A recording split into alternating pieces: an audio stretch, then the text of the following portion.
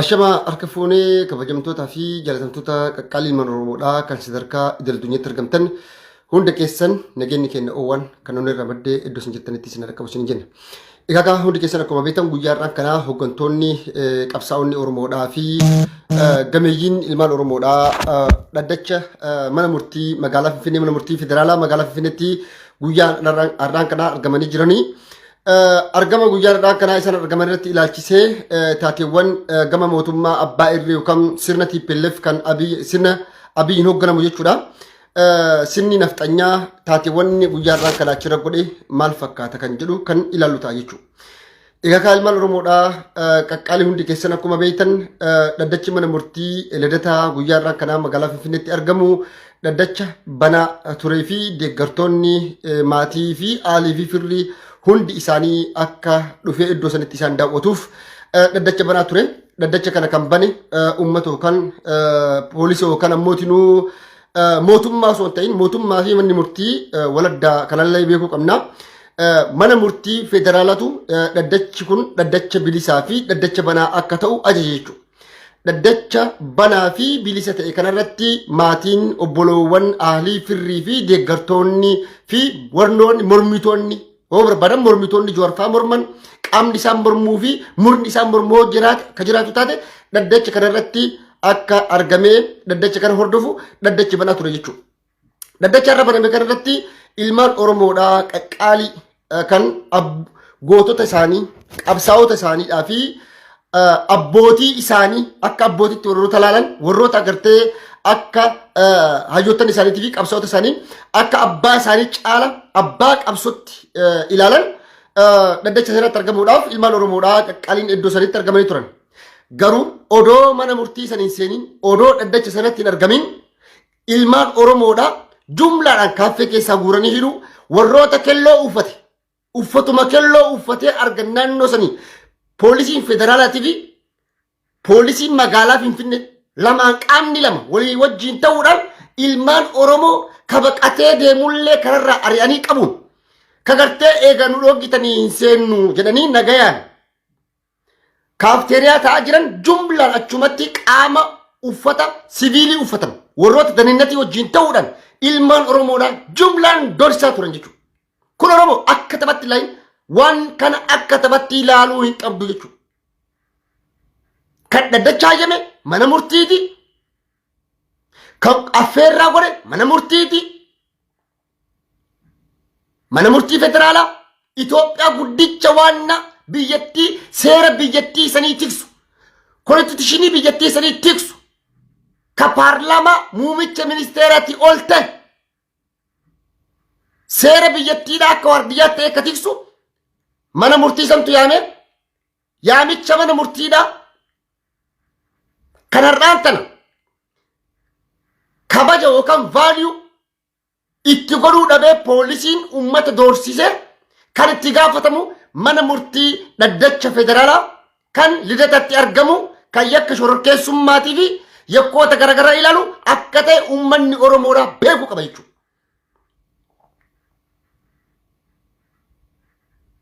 Qaxaroon biraa qabamee jira. Beellama itti aanu irratti kan yaamicha kana dhaddacha banee affeere poolisii mana murtii federaalaati.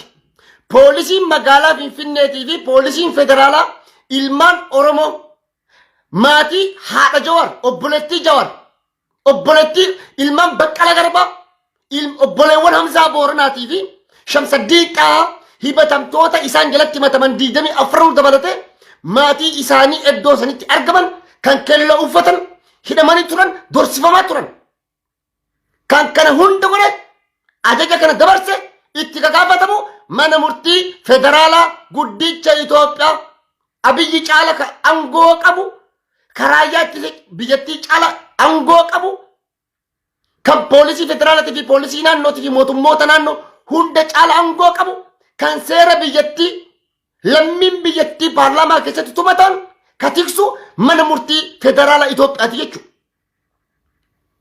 Nama hidhuu fi gadhiisuu fi doorsuun takkaa mitiitti gaafatama. Manni murtii manni murtii federaalaa daddachaan banaa godhe maaliif maatii deeggartoota himatamtoota hiitan jedhe qaama isaan hidhe isaan doorsise mana murtii federaalaatii fi poolisii federaalaatii fi poolisii magaalaa Finfinnee manni murtii gaafachuu qaba. Beellama dhufurratti manni murtii federaalaa himatamtoota dhiifama gaafachuu qaba. Takkaa'u maaliif hiitan jedhe qaama isaan hidhe qaama naannoo san ture poolisii federaalaa hin beeka sa'a kamitti eenyu akka bobbaafame poolisii federaalaa poolisii magaalaa Finfinnee qaama lachuu manni murtii maaliif daddachaan banaa godhe daddacha maatiin aalii fi obboleewwan deeggartoonni mormitoonni dhufanii akka daawwataniif ilaalan akka himanna isaanii daddacha kan hordofan an kaayame maaliif goote jedhee gaafachuu qaba. Yoo kan taane taate manni murtii federaalaa olaanaan Jawaar Mohammad Baqqalaa Garbaa Hamzaa Booranaa fi himatamtoota yakka shororkeessummaatiin Jawaar jalatti himataman 24 maatii fi isaanillee daddacha itti aanu irratti yookaan ammoo tinuu guyyaa qaxaroo itti aanutti beellama itti aanu irratti hunda isaanii manni murtii federaalaa dhiifama gaafachuu qaba seera biyyattiiti. Guyyaa har'aan kana ilmaan Oromoodha sabboontonni qeerroon Oromoodha haati Jawaar obboleettiin Hamzaa Booranaa haati Shamsaddiin Qaa maatii aalii firri isaanii deeggartoonni isaanii hundi maaliif doorsifaman? Kanaaf akka qosatti ilaalina Oromoo hiikamuu jara anaaf dantaa miti. Gadhiifamuu jara ammoo tokko lama warroota isin beektan feebosonni gadhiifamuu malu. Ilmaan Oromoo ammoo kan makelloon kaatiin naannoo sanii guuramanii hidhaman akka jiranillee quba qabaadha. Mootummaan kun mootummaa jumlaan jibbiinsa summummaa ilmaan Oromootii qabu akka ta'e beekuun isinirraa eeggama jechuudha. Kun mootummaa Oromootii miti. Mootummaan kun mootummaa uummata Oromootii fi Oromiyaa miti sabaaf sabla miti. Itoophiyaa biyya jedhamtu biyya badduu sanuu biyya maqaa badduu qabdu sanuu bakka bu'u miti mootummaan kun.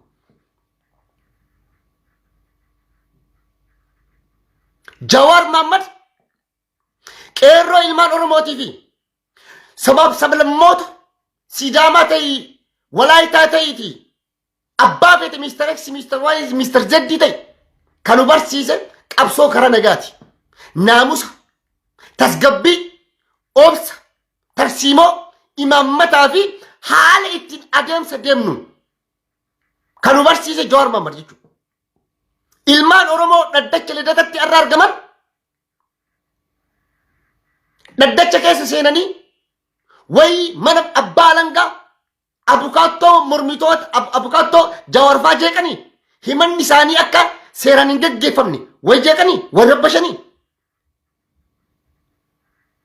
manni murtii ajaja kennee poolisiidhaan jira tanaan irraa baasaa ibaluu boos kunniin jeequu jiraatti jira tana baasaa jedhanii jira baasaa fi hidhuunu tokko miti baasaa yoo jedheen poolisiin nu biyya Awurooppaa jirraani manni murtii ajaja kennee daddacha himanna daddachicha jeeqaa jiraniiti jara tana yoo baasaa jedhayyuu gadi baasanii poolisiin deebii seenuu hin dandeettu jedhan malee fuudhee haga mana poolis xaabiyaatti konkolaataa jumlaan guuree inni dhufu jechuudha. Kun toffiidha Oromoo. Seerri biyyattii hin jiru kanaaf manni murtii federaalaa daddacha itti aanu irratti maatii himatamtootaa fi deeggartoota isaanii dhiifama gaafachuu qaba manni murtiidha. Akka dhiifama isin gaafatu hidhamtoonni gaafachuu qabdan manni murtii dhiifama gaafachuu qaba. Maatii isaanii kan daddacha laalu dhufan daddachicha qaban eenyu mana murtiiti. Koottaa banaadha balbalti jedhee jira achi dhaqanii hin jeeni ata kooraa keessa hin seenne naqamaa nagadhii isaan jenne hin seentanii jennaan warra balbala iyyuu hin seeniin kaafteeraa dhaqan kaafteeraadha jumlaan guuranii jechuudha. Kun yakka guddaadha. Yakka guddaa. Kana akkasiin jechuu danda'u maaliifi seera biyya mirgaa fi dirqama biyya Awurooppaa keessa jiran nullee beekna mirgaa fi dirqama biyya keenyallee beekna jechuudha. Kanaaf Oromoo waan si sodaataniif waan gartee tokkummaa kee sodaatanii fi wal dhageettiyaati wal dhageettu isaan mataa dhukkubsee hirriiba isaan dhogu waan ta'eef qabsoo eegalte kanatti fufi. Yeroo Oromoo muuvimentii chaalenjii kana galmaan gahuudhaaf ilmaan Oromoo biyyoota Arabaa keessa jirtan qabsoo eegalte kana jabeessa. Nulleen biyya Awurooppaa keessa warri jirru warri biyyoota weestarnii biyyoota lixaa keessa jirru seera koronaa haala ittiin hiriira bahuu danda'an kana booda qabsoon yeroo muuvimentii jabaatee finiinee itti fufa jechuudha. Yoo joorfalleen kabaan ka gadhiifaman taate yeroo muuvimentiin itti fufa jechuudha. Yeroo muuvimentiin biyyoota inni keessatti milkaa'e fakkeenyaaf biyyoota akka Faransaay fudhadha. Itoophiyaatti miti. Kanaaf biyyoota akka Faransaa fudhadha, Chaayinaa keessatti fudhadha, biyyoota addunyaa kanarratti Awurooppaa, Jarman mataasii fudhadha. Yeroo muuvimentii dargaggoonni biyya kanaa eegalan hundi successful hanga dhumatti diinagdeedhaa fi furmaata siyaasaa argachuu irratti galma gaanii jiran. Itti milkaa'anii jiran. Nulleen qabsoo eegalle kana yeroo muuvimentii kana qabne kana jabeessine galmaan gahuu qabna jechuudha. Kelloo jechuun booqaa barri jechuudha. Kelloo jechuun akeekkachiisa mootummaa kanaa kennu jechuudha. Iyyaata yoo akka ta'u taate muslim yeroo dimtsachi samafa turisan kelloo diimaa gochaa turanii kelloon akeekkachiisa mootummoota Awurooppaa birattis jechuudha. Mootummaan kun sirrii hin jirtu of sirreessidha. Seera kabajaatti hin jirtuuti seera kabajiidha. Ummata dhagaatti hin jirtuuti nu dhagahii jechuudha. Mootummaadhaan nu dhagaatti hin jirtuuti nu dhagahiidha akeekkachiisa. Kelloon mallattoo nageenyaati. Kelloon mallattoo bariiti. Biyya kennoo yaadattan taate gaafa ganni keessaa bahee boqaan barriin dhufu jechuudha. Kannisnillee kellooma kanarraa abaaboo kanarraa damma dammeessiti. Kelloon mallattoo jijjiiramaati. Mallattoo komiiti. Mallattoo akeekkachiisati. Akeekkachiisa sarara diimaa hin dhaabbatiniiti wal dhageennee gara duubatti adeeminuudha. Karaan ati deemaa jirtu karaa sirrii miti jechuudha. Kana ummatti Oromoo sirriitti beekuu qaba. Kanaaf qabsoo muuvimentii amma eegalte warraaqsa kelloo amma eegalte kana Oromoon jabeessee keessaa fi alan qeerroo fi qarreen ummata Oromoodhaa itti fufuudha qabaa jechuudha.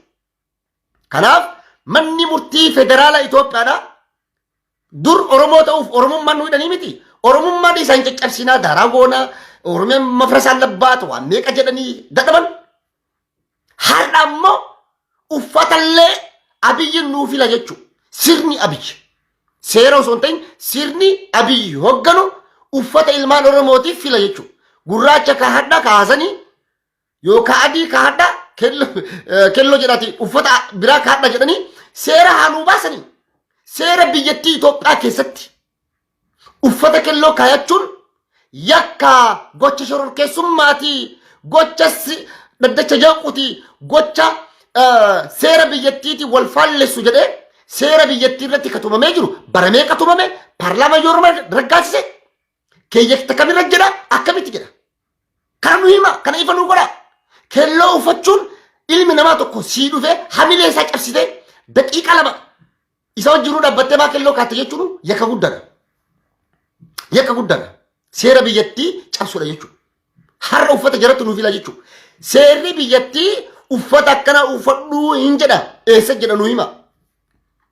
Uummanni kelloo kaate uummanni mormitootas laalama mormitootas haa ta'uuti deeggartoota isaanis haa ta'uuti maatii isaanis haa ta'aniiti. Uffata kelloo kaayachuun yakka eega ta'e maaliif isaanitti kelloo keettan? Maaliif dhaddacha kanarratti kelloo kaatanii argamuun yakka erga jettanii? Maaliif Jawaar Mohammad Baqqala Garbaa Shamsaddiin Xaafaa himatamtoota isaan jala jiru hunda kelloo itti keettanii dhaddacha sanarratti akka argaman gootan? Kana nu himuu dandeettanii? Kana nu hima. Siyaasni biraa haafu. Dhugaasni himaa miti. Warri ilaalchaa fi siyaasa uummata Oromoo siyaasa Oromoo hin hordofne kan dhugaadhaaf dhaabbate kan dhugaa jaalatu kelloo uffatee ijoollee har'a daddacha sanatti argamte jira. mirga qabu ilaacha siyaasa Oromoon deeggarin siyaasa Joorin deeggarin kashabsiin taan deeggarin Kamsaa Booranaan deeggarin dhugaa warri deeggaru garuu dhufee kelloo kaatee oo dhufe ni hidhama ni doorsifama jechuudha. Biyya akkanaa keessa jirre jechuudha. Biyya dhugatti Oromummaan yakka ta'e Oromummaafillee uffata filu qullaa yaa'anuun jechaa jiran malee kelloo movement dhumate namni uffata uffachuun yakka uffatallee nuti sinii filaa kelloo kaachuu yakka nama hiisisa yakka guddaadha yakka shoror keessaatiin nama himachiisa kelloo uffachuu yoo kajettan taatan seera kamittu jedhe guyyaa kamtu mame bara kam keessa ba'e parlaama kamitti raggaasifame hojii raawwachiistu kamtu kana raawwachiise kamtu seera kanatti hiike nuu hima.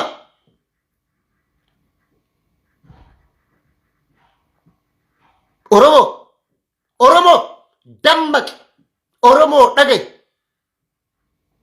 sirni jiru sirna keetii miti sirna si madaalullee miti sirna Oromummaallee akka Oromootti ilaalu osoo hin taane Oromummaa yakka godhe yakka gadi godhe Oromoo xiqqeessuudhaaf hayyootan Oromootiif kabaja dhabe dhaddacharraa akka milkiin hin xumuramne laa isinii haa galuuti dhaddacharraa qaxaroonuu darbuun laalinasin beellama kanarratti tokko beellama ittaanutti jedhatuun gadhiifamuu malti filannoon as dhufaa jira guyyaa filannoodhaaf murtaa'e ji'a tokkii kana keessa akka itti fayyadamne taate Joorfaan kadhimamaan ta'an Hamzaa Booranaa kadhimamaan ta'u Baqqalaa Garbaa kadhimamaan ta'u filannoo keessaa zeeroo bahanii jechuudha.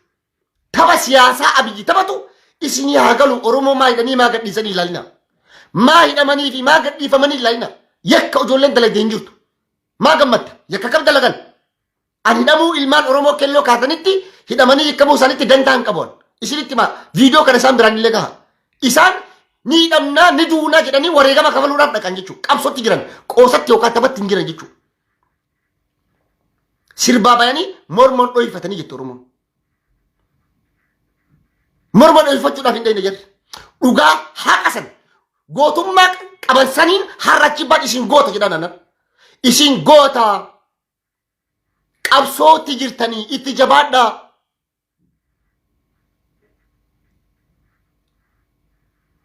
Kan isinidha mootummaa abbaa irreetii.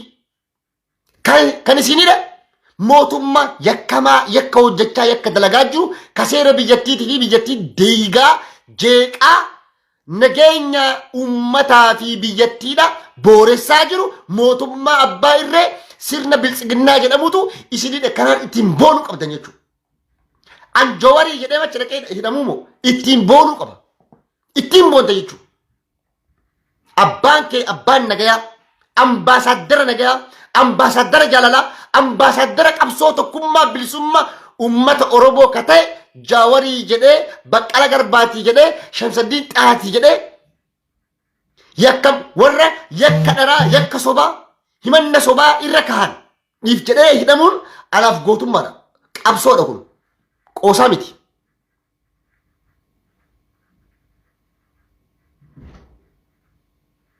Kanaaf mootummaan kun ilmaan Oromoodhaa hamilee cabsuudhaaf ilmaan Oromoodhaa jilbiisachiisuudhaaf harka kennachiisuudhaaf qabsoo warraaqsa uummata Oromoodhaa danqaatti ta'uudhaaf dhagaan inni hin buqqisne jiru. Ammoo ahadii isinii seenan dhagaa Oromoo keessaa fi ala jirtu sirriin dhagee qabsoo warraaqsa kelloo itti fufa jabaatee itti fufa arguuf jirtan bifa modernize ta'een qabsoon kelloodhaa itti fufa jechuudha.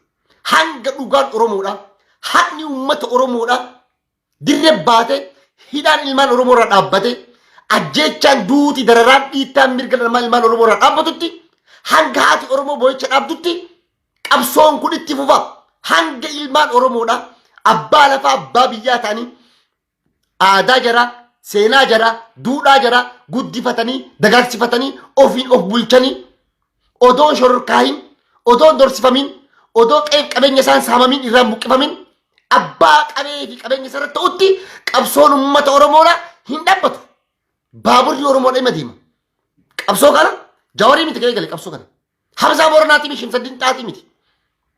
Inti fufa qabsoon dhalootni dhalootatti dabarsaa jechuudha. gabrummaa iddaan buqqifna dadhabnu ilmaan itti guddifna sabbira dabarran dhalootaaf dabarsinaadha abadda qabsoon uummata oromoodhaan dhaabbatu kana sirriitti beekuu qaba diinnis firri kennallee haaliin kennallee kanaaf mootummaan amma jiru kun uummata oromoodha meelaalaa ilmaan oromoodha Jawaar Mammaffaa karaa nagaatiin biyya galanii nageenyi ilmaan oromoo jidduutti illee akka bu'uuf waraana adda bilisummaa oromoodha alaagachuu yaalanii turan abbaa gadaa bayyana sanbatoo wajjin ta'anii biyya san keessatti akka nageenyi bu'uuf tasgabbiin akka bu'uuf waliigalteen hedduun akka dhufuuf dhagaan jarri hin buqqisanii jiru jechuudha. Waraana alaagala san hunda fuudhanii xoollaa geessanii summii nyaachisanii ka fixan fixanii warra achi keessaa ba'e kaan hidhat deebisanii wellistoota adda bilisummaa oromoo meeqatu hidhaa jira darga keessatti maan beeynu sirni kun sirna oromoo fakkaatuu fi oromollee lallatu miti jechuudha. Michuu seenaan beekanii miti michuu seenaa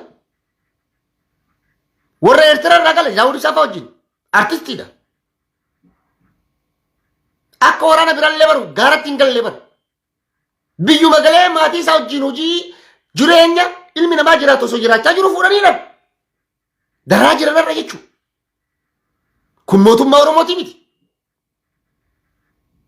Haa ilmi kee maa qabsaa'aa jedhanii haadhaaf abbaa manaa fuudhanii ka'idhan kun mootummaa keetii. Ilmi kee maaliif mirga uummata Oromootiif falme mirga isaatiif hin falmine bara. Uummanni Oromoo mirgi isaa kabajamee fi bu'aa firii qabsoo ilmaan isaatti gabbare kana dhiigaa fi lafee itti caccabsee itti wareege kana arguu qaba.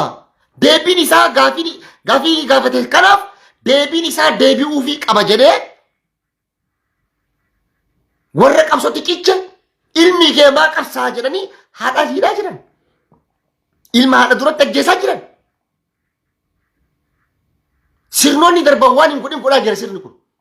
Sirni kanaan mootummaa kiyya jechuu hin danda'u abadan.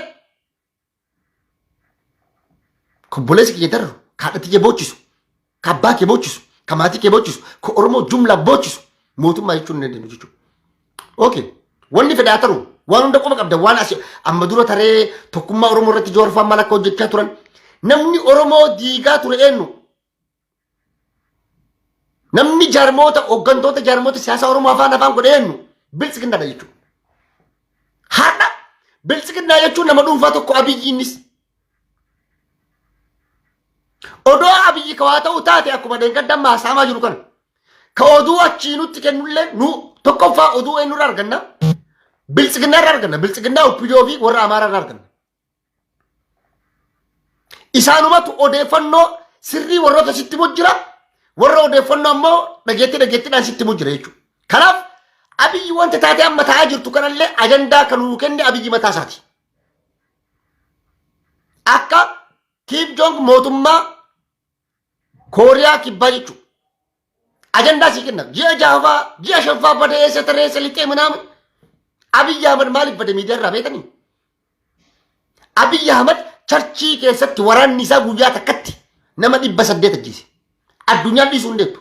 Charchii addunyaallee mootummoonni addunyaa biyyiin dhiisuu hin deeman. Maayikaadiraatti nama 1000 takkaa ol ka dhumeef katti gaafatamu Abiyyi. Ka biyya bulchaa jiru Abiyyi jechuudha. Beenishaangul Gumuz osoo inni dhaabbatu nama 200 fixan. Addunyaan dhiisuuf hin deemtu. Doozariin fuudhanii nama awwaalan uummata awwaalan. Eessa baata siina? Biyya takka Abiyyi kana booda yoo Abiyyi yakka waraanatiin addunyaatti namatamin na tufa. Ka kana hunda godhee eenyu mataa isaati. Ana beeka. Tiyya qofti haadha gaamtuudha. Dhiisi lakkii. Dhiisi. Dite Jawaarfaan gorsan itti himan malee itti hinan jette Oromoon. Qaawwa si keessa bananii gaafa ati qaawwa ka keessaa cufuu dadhabdee yookaan qaawni si baname diinni alaa si dhufaa jedhanii ookee. Takkaa seenaa biyyattii Itoophiyaan eega jedhamtu Abisiinami dur Itoophiyaan uumamte diinni alaa Itoophiyaa keessa baranaa harka naqatee hin beeku abatanii. Dargiin hin goone mootummaan dargii hin goone barkan. Hayila Sillaaseen yoo guddate Ingiliistu seene Itaaliitu ture Ingiliistu seene. Kana Araba borcaa jira Ameerika borcaa jira Imaraatiin hin borciti Ameerikaan hin borciti Awurooppaan hin borciti biyyi siyaasa Itoophiyaa keessa harka naqatin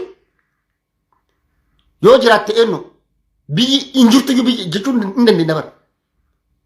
Har'a Suudaan wajjin lolli baname kana ka duubaan jiru biyyoota jiraniin beektan isillee. Har'a sanii miti har'a oduu amma dhagaa jirruun keenyadhaan lola waliin banan keenya wajjin wal dhahan ollaa mara qoxxisanii wal fixan Itoophiyaa Tibetaatinna Isaayyaas jedhesan galmaan kagaa jiru namicha kana jechuudha. Anjajuun ta'a anjaa abbaa fedhee anjaa abbaan fedhee walaa nyaatu biyya tana gara diigamiinsatti qoofaa jiru warra karaa jaldeessaa deemu ka qilee garaan jaldeessaa qilee lama geessa jedhan kasirna warra karaa nafxanyaa hordofu kanatu qilee biyyattii tana geessaa jira jechuudha. Odoo har'a dhugaa ilmaan Oromoo kuma shan dhiiga isaa itti gabbare. Lafeetti caccabsee wareegama qaalitti kafalee fuudhee ergamtummaa TPLF jalaa isaan baasee fuudhee masaraa isaan naqe. Eenyu galchee qabsaanii oppiidoon ofii qabsooftee sente. Mee oppiidoon ofii qabsooftee sente kanaan jettu oppiidoo tokko ka du'e natti hima. Eessatti ajjeefame magaalaa kamitti guyyaa kam naa himuu dandeettanii? Qeerroo ilmaan Oromoodhaan duguggaa sanyii awwadaa irratti irra raawwatan. Ilmaan Oromoodhaa Arsii keessatti, Gulliso Calliyaa keessatti, Booranaa fi Gujii keessatti, Baalee fi Arsii keessatti, Shawaa bakka garaagaraa keessatti, Harargee keessatti jumlaadhaan duguggaa sanyii hanga mooyyaleen bootu guyyaa takkatti akkasii nama rashananii fixan. Oppiidoon tokko keessaa du'e. Kiyya Harargee fa'aa Facebook irra taa'anii irra barreessan. Kaleellee akkanuma barreessaa turan oppiidoodhaaf TPLFiif. Hundi isii warra irra waa barreessitu kaleellee barreessaa turan. Daddaa qaban gaa mootummaa kanarraa galee argatan gaa sinna dhufurraallee galee argatan gaa odoo isiniin jedhee bar har'aa biyyi kawaa ta'u taate Oromoodhaaf wanni jarri qabatu takka jiru. Qabsoon jira cillimii seentee jirti jechuudha. Kanaaf amma Daani'eel Kibrat mootummaadha jedhee yoo dhufe Daani'eel Kibrat afaan Oromootiif Oromummaa fi Oromiyaa arguu jibbu diigamuu fi bittinnaa'uu qabdi jedhu Oromoon kun Sumaalee jala kun Dabuubii manaan babbataa tanaan labbakka jedhu kun Taamiraat Nagaraa fa'aa agartanii Taamiraat Nagaraa har'a bakka abiyyi qabate sana osoo qabate wallahi naamana Oromoo arrabbiin kakadhaami warri oppiidiyoo amma jiru kun akkuma har'a kalee oppiidiyoo nafxanyaa TPLF faarsaa ture. Akkuma ammoo har'allee sirna kana faarsaa jiru borillee jiran gooftaan kenna nafxanyaa kenna jetti jedhitu. Naamana abadan harki hanna barate yoo mura murqusu jette Oromoon abadan. Umman oftaa qe'ee keessa qulqulleessa yoo oftaatan diinni sin kabaja kun sodaate sin makama gorsi abiyyiin gorsamin si biltsiginnaan Oromiyaadhaan gorfamin jirti hin jirtu jechuudha. Arra osoo abiyyi waan tokko ta'e taayyaa danda'a Facebook irratti nagarta abadan takkittiin isii ka arra waa barreessitu ana shimallisii naqabii nagaddiisii burra karrajuun hin jiru sitti maa jiraman hundi isii takkaa ergamtuu taate jiraatti. Takkaa cilee bishaan buute taati ummati lamii kana jira jechuudha. Garuu Oromummaan maxxantummaa irratti hin ijaaramne jechuudha. Oromummaan maxxantummaa irraa bilisa. Oromummaan matfaata labban jedhanii miti. Oromummaa jechuun addunyaan tun guutuun osoo itti garagaltee balleessuu hin dandeettu. Oromoon takkaa maxxanee hin beeku, diinaa ergamee hin beeku, takkaa ganda namaa dhaqee kajeelellee hin beeku jechuudha. Oromoon saree miti.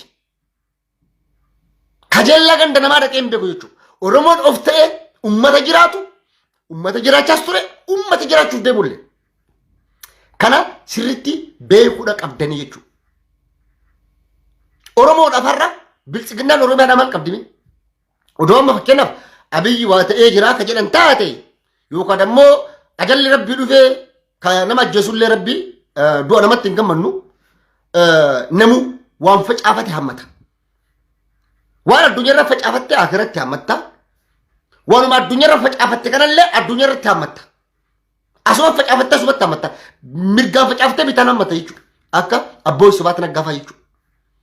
Akka warra TPLF ta'aa jiru jechuudha. Odoo wanni tokko uumame mee amma maal abbaa keetii taataa saba kanaaf ummata goota ummata jagna kana kan wareegama meeqa kafalee achi seensi kanaaf maal harkaa qabda akkuma siniin qof akkuma maneedhaas hin naqne afaan oromoo dhiistee afaan amaaratiin gooftaan kenna nafxanyaa kenna gooftaan kenna daani'el kibrat jettee kan barreessuu malee gooftaan kenna taamiraat nagaraa jettee barreessuu malee wanni ati harkaa oromoodhaaf qabdi tokko maali naa himuu dandeetta hin jiru.